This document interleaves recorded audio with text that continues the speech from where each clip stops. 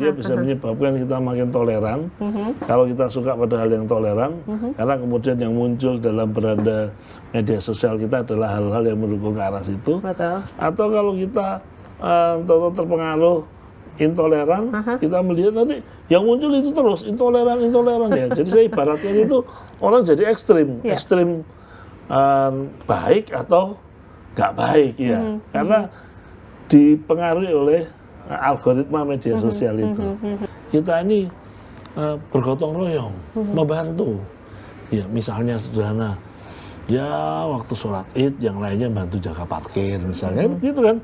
Ya kita tidak perlu masuk dalam substansi ajarannya, tapi hal-hal di luar yang bisa kita bantu ya kita bantu ya. Jadi menurut saya bayangkan kalau itu terjadi ya kita ini indah itu loh. Itu bedanya kita dengan bangsa lain yang tidak memasukkan unsur ketuhanan dalam prinsip berbangsa dan bernegara. Kita ini punya Pancasila, kita ini punya sila pertama, ketuhanan yang Maha Esa. Ini prinsip yang luar biasa, mendorong semua masyarakat untuk benar-benar menerapkan moderasi beragama, supaya masyarakat yang guyup, masyarakat yang berbineka tunggal ika, masyarakat yang gotong royong ini bisa terwujud, sehingga Pancasila betul-betul terimplementasikan dalam kehidupan bermasyarakat.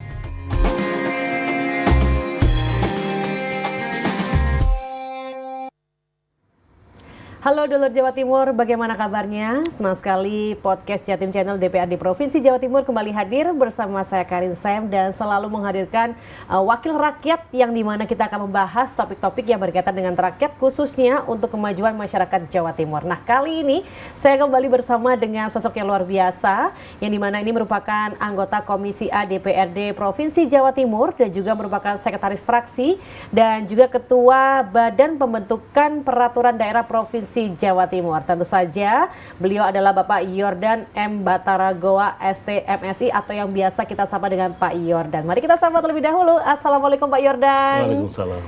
Senang sekali bisa berjumpa lagi. Sehat hari ini Pak? Sehat. Terima kasih sekali lagi karena kembali hadir di studio kami. Kita akan ngobrol-ngobrol. Kali ini topiknya luar biasa Pak. Kita akan bahas tentang moderasi beragama yang ada di Jawa Timur. Ini luar biasa. Saya dengar Pak Yordan adalah sosok yang selalu terdepan juga nih Pak, menjaga yang namanya kemajemukan bangsa, keberagaman agama yang ada di provinsi kita tercinta yakni Provinsi Jawa Timur begitu ya. Terima kasih sekali lagi Bapak. Kalau bicara mengenai Komisi A DPRD Provinsi Jawa Timur Pak, ini tentunya membidangi banyak hal, betul ya? Di antaranya adalah ketentraman dan juga ketertiban, kemudian juga administrasi kependudukan, penerangan atau pers, hukum perundang-undangan dan juga hak asasi manusia. Lalu masih ada lagi Pak, kepegawaian, aparatur, narkotika dan penanganan korupsi, kolusi dan nepotisme, perizinan, sosial politik dan organisasi kemasyarakatan, pertanahan, wilayah kelautan daerah, perlindungan konsumen dan juga pemberdayaan masyarakat. Wow, ini luar biasa banyak sekali tugasnya Pak ya. Ya, tapi tidak semuanya itu menjadi kewenangan pemerintah provinsi. Ya, jadi misalnya kayak tadi masalah pertanahan ya. Nah, pertahanan itu urusannya dengan BPN, urusannya dengan instansi vertikal, pemerintah pusat. Tapi kalau memang ada konflik pertanahan, memang larinya Komisi A. Ya, meskipun kita tidak memiliki kewenangan secara langsung, ya, tapi kita tetap menjembatani, menindaklanjuti dan mencari solusi atas permasalahan yang ada. Nah, untuk kondisi yang terbaru ini apa yang sedang digodok di Komisi A DPRD Jawa Timur? Apakah mungkin ada perda khusus begitu yang saat ini tengah dibahas oleh tim yang ada di Komisi A DPRD? Ya, kalau sekarang sih perda yang sekarang ya, sekarang dalam tahun ini kita sedang bahas ternyata perda tentang Trantibum Linmas ya. Jadi ketentraman, ketertiban, perlindungan masyarakat itu sedang kami revisi tahun ini supaya bisa mengakomodir beberapa hal yang berkembang di tengah-tengah masyarakat, khususnya masalah judi online dan masalah penyalahgunaan pinjol atau pinjaman online. Wow, itu lagi marak ya untuk saat ini itu, ya. Topik terkini, topik yang lagi hot. Trending topik. Trending topik. Ya, nah kalau bicara untuk saat ini Pak, di era-era saat ini ada namanya istilah moderasi beragama. Ini saat ini lagi sering banget juga kita dengerin begitu istilah ini. Nah, kalau menurut Pak Yoda sendiri sebetulnya apa sih Pak makna dari moderasi beragama begitu? Ya, jadi memang salah satu bidang tugas di Komisi A itu adalah menangani permasalahan agama ya. Meskipun sama juga, agama itu bukan bagian yang diotonomi daerahkan. Ya. Artinya kewenangan masalah agama itu masih tetap di pusat. Ya. Namun kita nggak masuk ke wilayah agamanya, kita masuk ke masalah ketentraman, ketertiban masyarakat. Ya, sehingga kemudian urusan moderasi beragama ini juga menjadi wilayah lingkup kerjanya Komisi A. Nah, kalau ditanya apa itu moderasi beragama, ya sederhananya kita ini beragama secara moderat. Ya, tidak ekstrim, tidak menjelek-jelekkan agama lain, tidak egois, menghormati agama yang lain. Ya, ada 3 hal yang menjadi ciri penting dari moderasi beragama. Apa saja ini Pak? Yang pertama dia semangat kebangsaan. Ya. Baik. Jadi semangat NKRI-nya itu ada. Kemudian kedua dia toleran. Toleran. Ya. Tidak kemudian melarang sana, melarang sini. Ya. Terus yang ketiga dia anti kekerasan.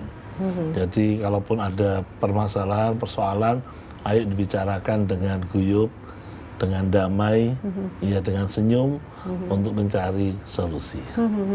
Nah, mengapa yang namanya isu moderasi beragama ini sangat penting untuk dibahas terutama di provinsi kita ini, Pak?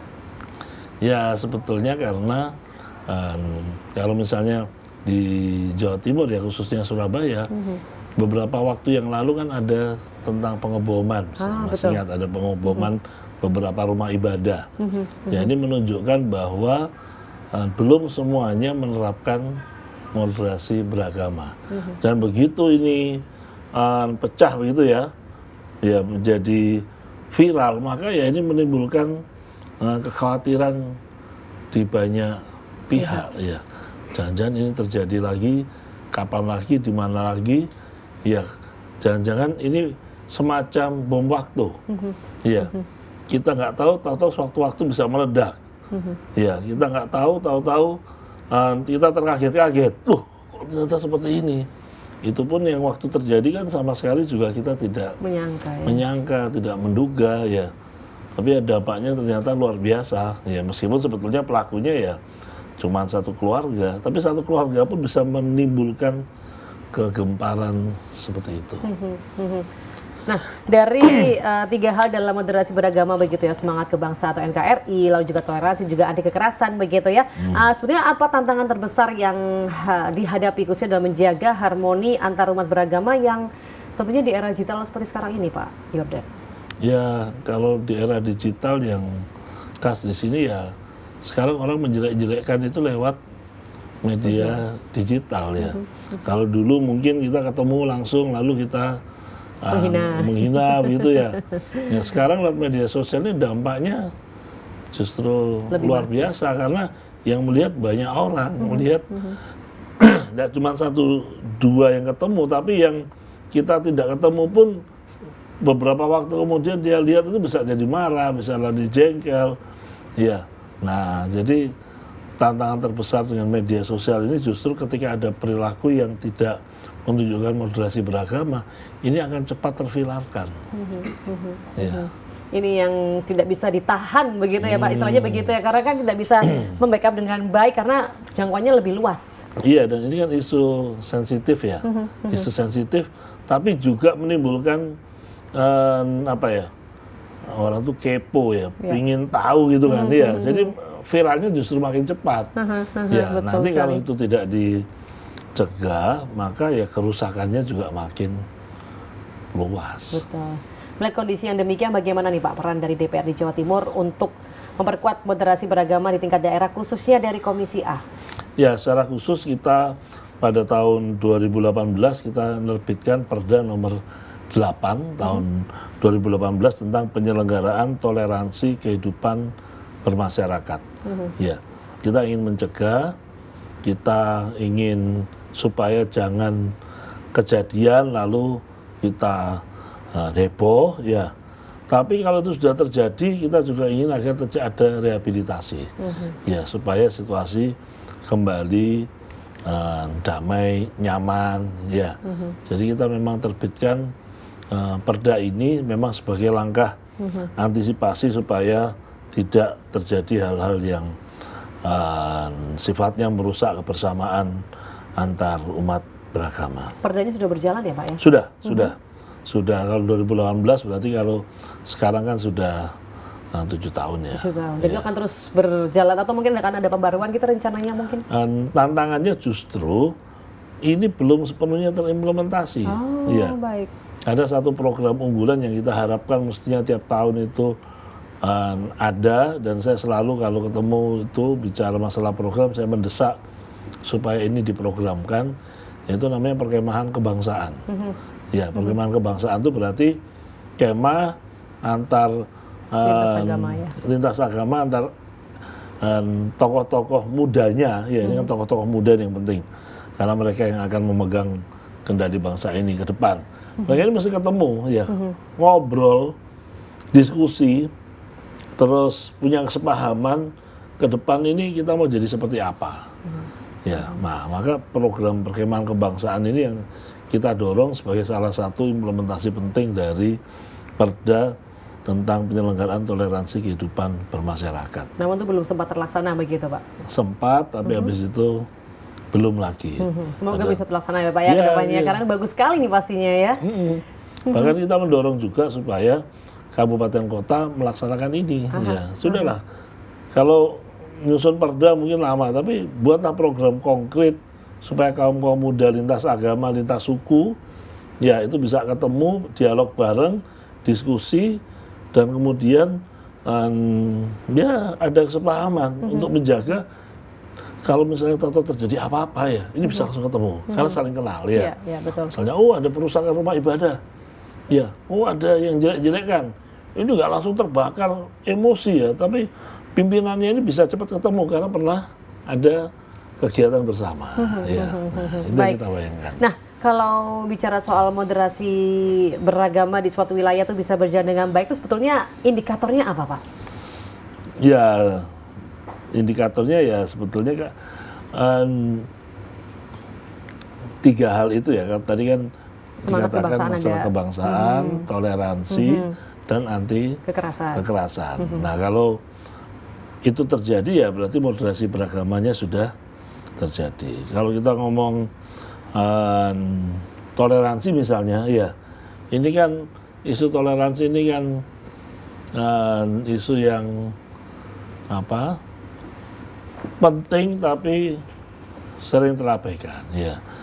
Kadangkala kita ada salah satu umat beragama ya ingin dirikan rumah ibadah, tapi terus ada kesulitan, ya. Nah, itu juga menunjukkan tanda tanya besar ya. Kenapa itu terjadi? Saya punya misalnya hasil survei, ya. Ini hasil surveinya saya lihat juga agak mencemaskan ya, agak mencemaskan. Baik. Karena ini memang sudah agak lama, 2010 sampai 2018, itu tren intoleransi religius itu cukup tinggi. Untuk acara keagamaan itu intoleransinya masih sekitar 50%. 50%? Iya, antara 48 sampai 64.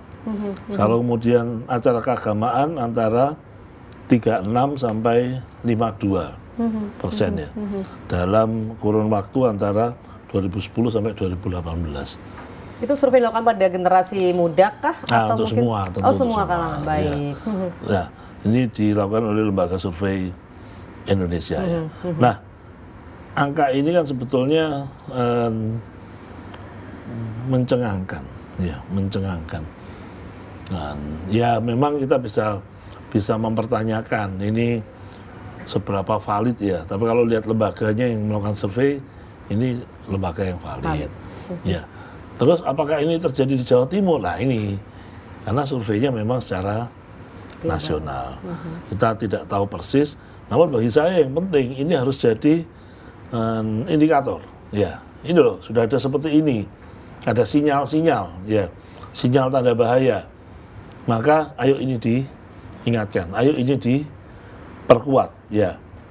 Nah, setiap kali ketemu jangan lupa ini disampaikan, ya, supaya kita bisa saling memahami, bisa saling mengerti dan tidak timbul gejolak atau permasalahan di kemudian hari. Penting sekali. Nah, sejauh ini dukungan dari pemerintah provinsi untuk menjalankan program moderasi beragama seperti apa? Selain tadi ada perda, kemudian mungkin ada hal-hal lain yang dilakukan oleh pemerintah provinsi kita. Ya, sebetulnya kita punya namanya FKUP ya, Forum Kerukunan Antar Umat Beragama. Baik. Bagas Bangpol memfasilitasi keberadaan FKUP supaya FKUP ini bisa menjadi sarana dari mereka-mereka yang lintas agama untuk ketemu, untuk membicarakan jika ada persoalan dan mencari solusi. Baik. Ya. Nah, dukungannya sih saya lihat masih sebatas itu ya. Ya.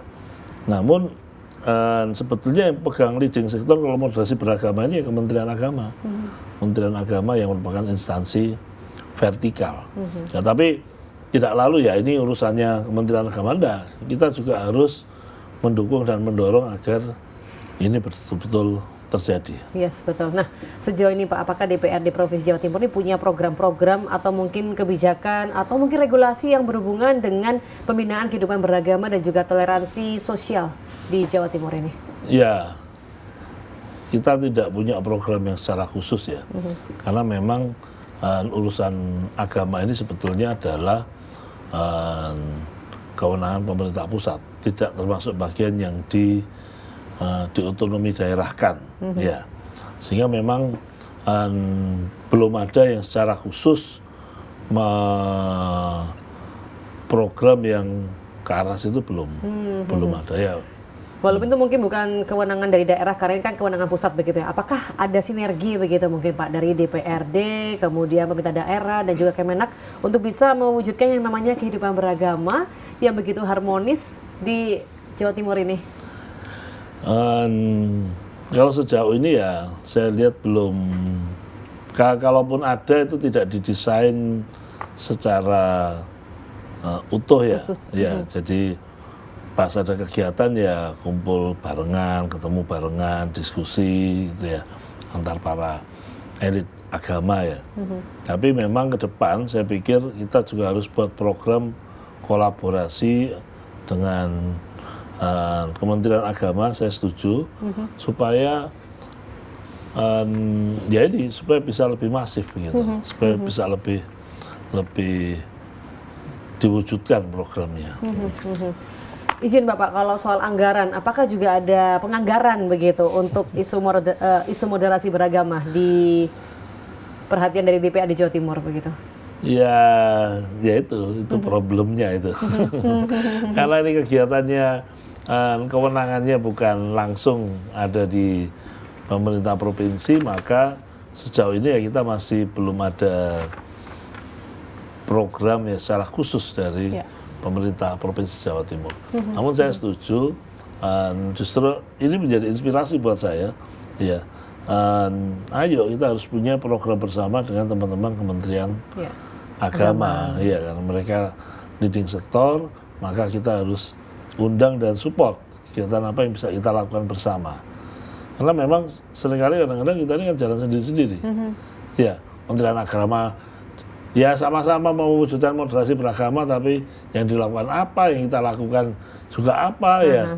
Nah, menurut saya ya mestinya ada program yang didesain untuk dilakukan bersama. Bersinergi bersama, begitu ya. Nah, kira-kira apa nih Pak langkah konkret yang bisa dilakukan pemerintah daerah untuk bisa nantinya menekan potensi yang namanya intoleransi di masyarakat? Karena tadi katakan Bapak surveinya ini cukup mencengangkan begitu. Ya, kalau kita punya kewenangan di provinsi, tentu kita punya SMA dan SMK ya, anak-anak muda ya. Ya. Nah itu bayangan saya ya, materi itu juga mesti disisipkan ya lewat guru-guru yang mengajar di sana, mesti dititipkan agar mereka juga perlu minimal memberi pemahaman tentang pentingnya moderasi beragama. Ya, kita tentu nggak ingin kayak sekolah saya gitu ya, SMA saya yang ngebom itu kan juga kayak kelas saya. Iya, ya tahu-tahu ya timbul peristiwa seperti itu. Ya, kita nggak ingin lulusan-lulusan SMA SMK ini justru ada yang melakukan tindak aksi yang sampai melakukan teror gitu kan, ya terorisme. Nah tentu kita harus cegah sejak dini. Baik. Sebelum kita geser ke materi-materi lain begitu, karena ini materi yang sangat penting banget begitu soal moderasi beragama, kita minum dulu Pak. Jeda sebentar begitu ya, silakan Bapak.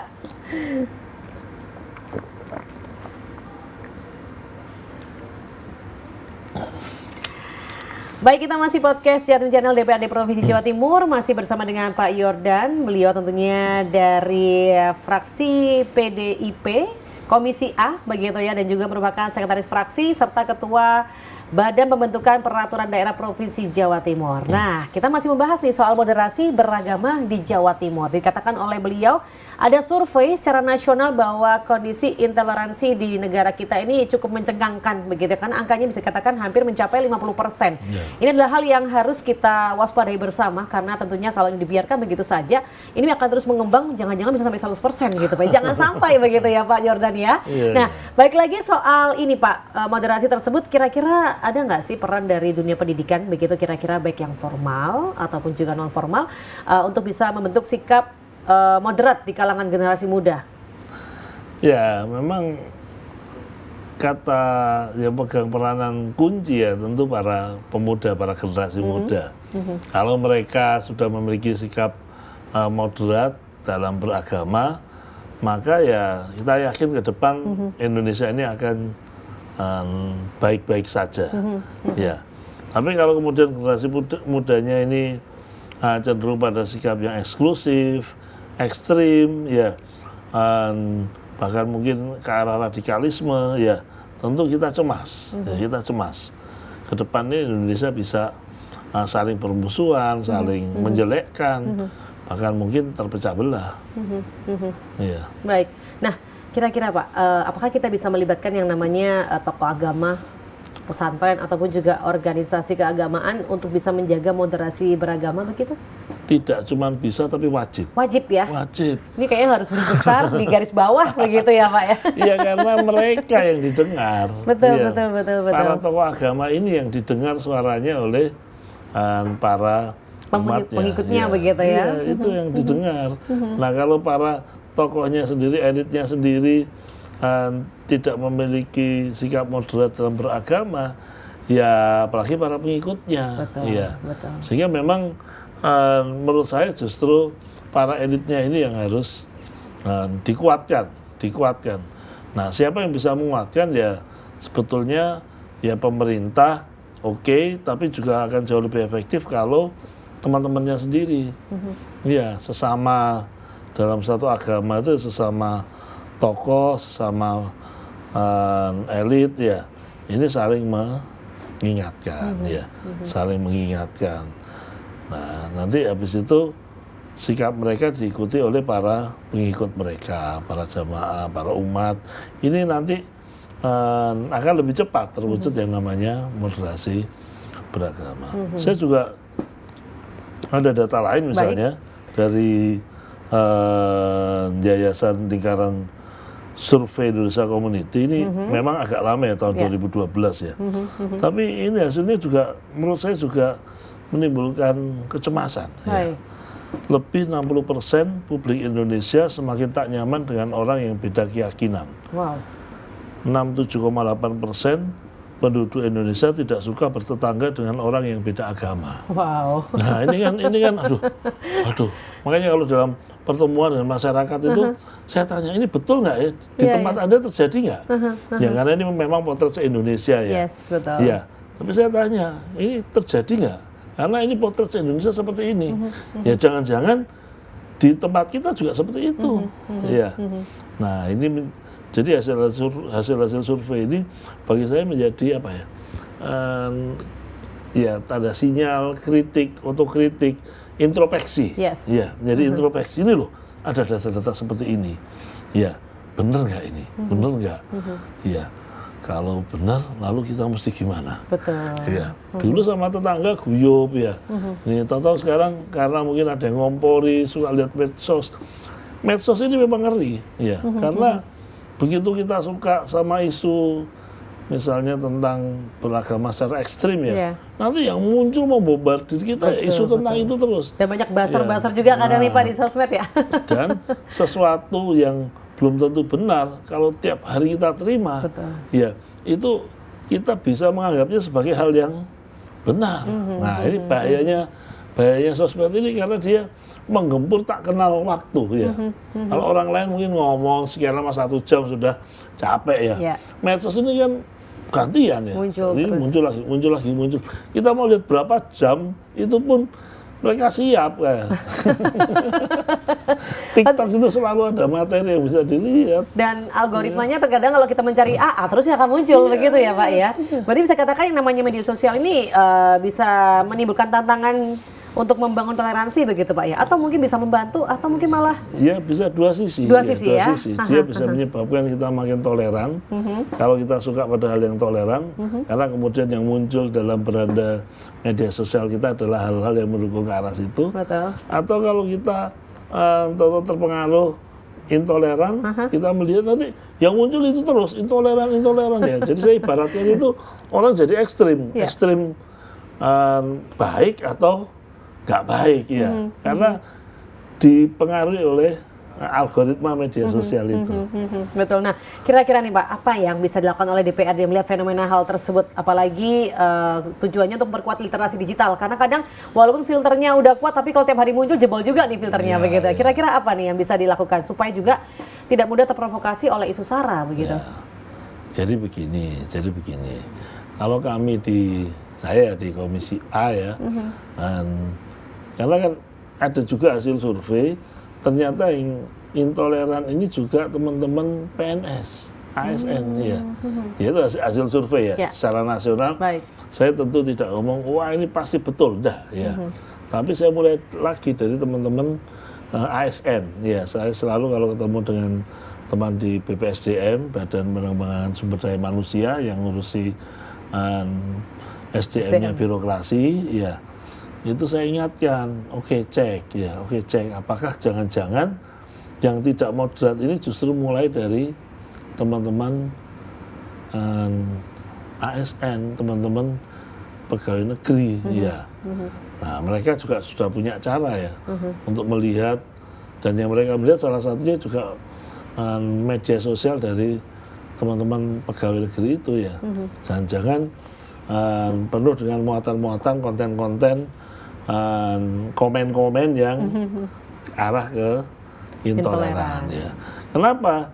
Ini penting, yaitu nanti kalau dari pegawai negerinya sendiri justru memproduksi hal-hal yang intoleran ya, nanti kan itu bisa muncul di beranda anak-anaknya, muncul di beranda anak buahnya, ya, kemudian ke yang lain-lain. Jadi kita harus minimalisasi, ya idealnya sih melarang ya.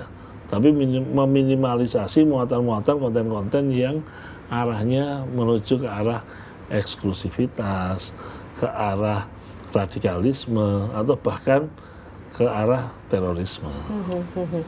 Pak, nih dengan kondisi yang sekarang ini bagaimana upaya bisa kita lakukan untuk membangun pemahaman bahwa yang namanya moderasi beragama itu bukan untuk melemahkan iman, tapi justru bisa memperkuat persaudaraan begitu? Iya, jadi moderasi beragama itu tidak berarti mengorbankan keyakinan kita. Ya, moderasi beragama itu tidak berarti mengorbankan keyakinan agama kita. Ya, kita harus meyakini agama kita masing-masing, tapi kita tidak perlu menjelekkan agama yang lain. Tidak perlu kalau yang ada kena penistaan itu kemudian menjadikan ajaran agama lain sebagai bahan guyonan, ya, yang akhirnya menimbulkan ketersinggungan, ya, ya. Jadi tidak ada yang perlu kita korbankan dari keyakinan kita, kecuali kalau kita punya keyakinan kita harus melakukan teror terhadap agama lain, nah itu yang tentu harus nggak boleh ada. Tapi yang lainnya tetap, ya. Jadi moderasi beragama tidak berarti lalu kita menganggap semua agama itu sama saja sehingga kita tidak perlu beragama, tidak, ya. Itu tidak, ya. Mari ambil satu keyakinan agama kita yakini, kita jalankan, tapi jangan jelek-jelekkan agama lain. Jangan membuat ajaran agama lain sebagai bahan guyonan atau bahan ketawaan atau menjadi hal yang menimbulkan ketersinggungan mereka. Ya, Bung Karno tuh mengatakan, ya mari kita beragama itu dengan saling menghormati antara pemeluk agama dan kepercayaan. Beragama itu kalau Bung Karno katakan itu berketuhanan dengan secara berbudaya. Ya, artinya apa? Ya tidak ada egoisme agama, tidak ada menjelek-jelekkan agama lain, ya. Bahkan bayangan saya ini ya, mestinya ya, kita ini bergotong royong, membantu. Ya, misalnya sederhana, ya waktu sholat Id yang lainnya bantu jaga parkir misalnya, gitu kan. Ya kita tidak perlu masuk dalam substansi ajarannya, tapi hal-hal di luar yang bisa kita bantu, ya kita bantu, ya. Ya, ada acara keagamaan apa kita bantu makan misalnya, ya snack, kopi, teh, kan itu tidak masuk dalam substansi ajaran agama, tapi kita membantu supaya mereka bisa menjalankan ibadahnya secara lebih baik, ya. Nah itu, jadi mestinya kita seperti itu, ada juga mau mendirikan rumah ibadah, kita bantu gimana supaya bisa izinnya bisa lebih lancar, lebih cepat, ya. Jadi menurut saya bayangkan kalau itu terjadi, ya kita ini indah itu loh. Itu bedanya kita dengan bangsa lain yang tidak memasukkan unsur ketuhanan dalam prinsip berbangsa dan bernegara. Kita ini punya Pancasila, kita ini punya sila pertama, ketuhanan yang Maha Esa. Ini prinsip yang luar biasa. Ya, Bung Karno katakan Pancasila itu hogere of tracking, tingkatan yang lebih tinggi dari komunisme, dari ideologi kapitalisme, ya. Sehingga kemudian kenapa ya? Karena kita salah satu kita punya sila ketuhanan yang Maha Esa. Nah, maka dengan kita punya sila ketuhanan yang Maha Esa itu, maka mestinya kita ini antar agama saling membantu, saling mendukung. Ya. Berapa waktu yang lalu misalnya, berapa tahun yang lalu, sudah lama ya, itu bahkan ada umat salah satu agama yang kesulitan dimakamkan karena ditolak oleh agama yang lain. Nah, ini yang menyedihkan. Ya. Nah, kita harapkan ke depan tidak seperti ini. Oke, baik, kalau Bapak bicara mengenai kasus-kasus itu memang ada banyak sih beberapa contoh kasus yang terjadi begitu ya. Saya mungkin boleh izin sharing sedikit, Pak. Ada gangguan penolakan rumah ibadah. Ini terjadi di Jawa Timur. Pada tahun 2022 nih kasus penolakan ceramah meningkat pesat begitu ya. Kemudian juga sejumlah rumah ibadah seperti gereja Protestan, Katolik, Vihara, Pura juga mengalami gangguan. Ada penyegelan gereja pada Agustus 2024. Ini sebuah gereja milik Jemaat Gereja Allah Baik di Jombang disegel oleh Pemkab Jombang karena masalah lahan, dan penyegelan ini menyebabkan jemaat tidak dapat beribadah dengan aman dan nyaman. Ada juga penistaan agama oleh TikToker Galilos yang dimana kasusnya hewan mengaji. Ini juga menyoroti pentingnya batas dalam mengekspresikan keyakinan secara daring. Begitu ya. Lalu juga masih ada lagi soal kasus-kasus lainnya seperti kekerasan di lingkungan pesantren. Ini juga terjadi penegakan aturan pesantren yang dimana Kemenak Jatim mengakui bahwa ada struktur keamanan di pesantren, tapi kasus kekerasan masih juga terjadi. Hal ini menunjukkan perlunya pengawasan yang lebih efektif dan juga peninjauan ulang aturan pengelolaan pesantren. Nah, hal-hal demikian nih kira-kira apa yang bisa kita cermatin, apa yang kita bisa lakukan untuk bisa sebisa mungkin hal tersebut tidak terjadi lagi begitu, khususnya di Jawa Timur. Ya, ya kita mulai dari tokoh-tokoh agamanya, ya, ya supaya memiliki sikap moderat dalam beragama. Ya, kita juga perlu. Nah ini yang kasus TikTokers. Ya, TikTokers ya, itu juga, ya dia maksudnya guyon ya. Tapi lupa bahwa kita ini juga jangan menjadikan ajaran agama sebagai bahan guyonan. Ya, betul. Kenapa? Ya tidak semua bisa menerima hal seperti itu. Ya, ya dia meskipun dia sudah mengaku begitu, tapi kerusakan yang terjadi ini kan juga tidak mudah di gelas itu kalau sudah pecah kan juga mau disatukan masih ada retaknya. Ya, ada retak-retaknya pecahnya. Jadi kita harus ingat batasan itu yang harus tegas ya. Jangan menjelek-jelekkan sesuatu yang diyakini sakral oleh agama apapun ya. Dan itu berlaku untuk semua agama ya. Jadi itu harus diingatkan ya. Kadang-kadang ini menarik sebetulnya yang masalah TikTokers itu karena kan supaya dia cari bahan supaya makin banyak supaya viral, FYP begitu. Ya FYP ya. Tapi dia melanggar batas ya, melanggar batas. Nah, mungkin dia tidak sadar karena ya buktinya habis itu masih di ini karena di upload kan ya. Nah baru setelah ribut baru kemudian, nah ini menunjukkan sebetulnya itu menunjukkan bahwa kita ini belum sadar tentang moderasi beragama. Dan yang menurut saya membuat saya resah itu dilakukan oleh anak-anak muda. Ya, nah maka harus ada sosialisasi yang kuat tentang moderasi beragama termasuk juga di anak-anak muda. Kira-kira daerah Jawa Timur mana nih Pak yang bisa menjadi percontohan dalam hal moderasi beragama begitu? Di Kecamatan Turi, Kabupaten Lamongan, Desa Balun.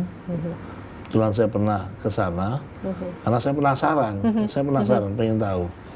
Itu memang luar biasa. Itu ada pura, ada masjid, ada gereja.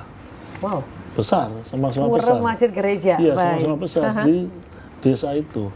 Dan itu guyup, ya, itu guyup. Ya, saya datang sendiri ke sana, saya tanya, ya. Ya, saya tanya karena saya penasaran. Ya, dan itu ya memang begitu. Ya, jadi itu bukan sesuatu yang dari atas diharuskan ya, tapi itu muncul dari kesadaran penduduk desa itu dan saling menghormati, menghargai, ya, sehingga ya ini contoh bagaimana keguyupan yang ada. Yaitu dan itu dikenal dengan nama Desa Pancasila. Desa Pancasila. Desa Di Lamongan Pancasila, ya Pak ya? Di Lamongan, Kecamatan Turi, tidak jauh dari pusat kota Lamongan, agak ke utara sedikit. Itu Desa Pancasila. Memang ada yang lain-lain ya, cuman saya belum pernah ke sana, jadi saya nggak berani berkomentar ya. Ya. Di Surabaya sendiri ya sudah, tapi dalam bentuk ini memang dibuat di Perumahan Royal. Itu ada gereja, ada masjid, ada pura, ada vihara, ya itu memang dibangun berjejer-jejer, ya, Royal Resident, ya, berjejer-jejer, ya. Tapi kan itu bukan muncul dari kesadaran masyarakatnya, tapi mau difasilitasi oleh pengembang, tawarkan untuk bisa disediakan space-nya, tempatnya, dan lalu dibangun. Nah, tetapi itu juga bagus karena apa? Ya, itu adalah upaya untuk menunjukkan bahwa mestinya bisa berdampingan. Ya, betul. Berdampingan. Baik. Nah, melihat kondisi-kondisi tadi, contoh-contoh hal-hal yang menunjukkan bahwa intoleransi untuk umat beragama yang ada di Indonesia khususnya Jawa Timur begitu ya, kira-kira apakah ada tindakan penanganan dan juga solusi yang bisa dilakukan supaya hal tersebut bisa kita cegah atau tidak terjadi lagi begitu Pak? Ya perlu secara rutin lah, secara rutin para tokoh-tokoh agama ini, lintas agama ini ketemu ya, komunikasi, lalu kemudian mengingatkan tokoh-tokoh agama yang lain ya, terus kemudian tokoh-tokoh agama ini mengingatkan pengikutnya atau umatnya masing-masing. Jadi saya lihat struktur yang efektif itu dalam moderasi beragama ini top down. Kenapa? Ya karena yang didengar itu ya para tokohnya, ya para tokohnya. Nah, yang kedua, ya memang kita ini belum seperti Malaysia ya. Malaysia itu orang untuk memberikan ceramah keagamaan itu memang harus punya izin ya, untuk memastikan bahwa muatan ceramah keagamaannya tidak mengandung unsur yang intoleran, yang ke arah yang radikalisme ya. Tapi di kita kan tidak, belum seperti itu. Ya, maka ya memang yang terjadi justru akhirnya orang yang dinilai ceramahnya itu tidak bagus justru akhirnya di demo gitu kan. Ya memang gimana ya, kita ini juga sedang mencari bentuk. Ya, betul. Kalau pemerintah terlalu keras, masyarakatnya marah. Kalau masyarakatnya terlalu los ya kayak kemarin kejadian lalu gedung-gedung dibakar. Ini juga ya sedang mencari keseimbangan lah antara pemerintah dengan masyarakat. Ini juga harus saling mengingatkan supaya dalam konteks ini moderasi beragama ini bisa terwujud. Harus saling kuatkan di berbagai lini begitu ya. Baik, Pak Yoda, sayang sekali ini saya pengen bertanya lagi tapi mohon maaf waktu kita sangat terbatas begitu. Tapi sebelum kita akhiri saya yakin tentu Bapak ingin menyampaikan beberapa pesan begitu ya bisa disampaikan pada masyarakat Jawa Timur terkait moderasi beragama khususnya untuk Dapil Jatim 1 Surabaya Pak. Ataupun juga kalau ada konstituen yang sambat bisa lapor kemana juga nih Pak, bisa disampaikan apalagi ada yang namanya aplikasi situs web Curhatonang Dewan atau Cuan begitu ya. Nomornya boleh saya spill ya Pak ya. 0813